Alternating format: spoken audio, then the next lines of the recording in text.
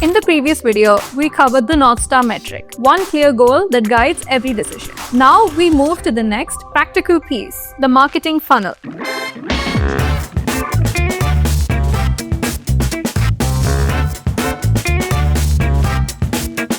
Alex Schultz, CMO of Meta, brings back a straightforward century-old model: awareness, intention or interest, decision, and action. The point is simple. People don't buy the moment they meet your brand. They move through the stages, and each stage needs a totally different message and a different objective. At the very top, awareness is about making sure people know you exist. If no one knows you, nothing else really matters. Next part of the funnel is intention. People start to consider your product and show an interest. After that, the decision is where comparison and trust happen. Finally, action is the moment of conversion, and it's driven by clarity and also low friction when it comes to accessing your product. Now, we stress upon a practical truth. Most marketing waste comes from mismatching stage and tactic. Running hard conversion ads to a cold audience is a common example. It'll look efficient on a dashboard until you realize the audience had never even heard of you.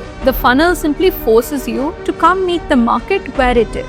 Your business stage also changes where you should be focusing. Early stage products need heavy top funnel work, which is awareness. Mature products that have been around for a while often need focus on retention of your existing customers, that is. Use the funnel to decide where to spend money and creative energy depending on what your business actually needs today. Another important note, the funnel ends with word of mouth, what people tell each other. If the product delivers value and the experience is solid, customers will bring additional customers with no ad spend from your side. That loop reduces acquisition costs, but it only happens after you earn trust through the earlier stages of the funnel. So here's the short and long of it. Practical version you can use right now. Now we'll break down exactly how to use this funnel idea in your real life marketing plan. Step 1 is to pick the right message for each stage of the funnel. If it's a cold audience, explain who you are first and why you might matter to them. If it's a warm audience, show proof,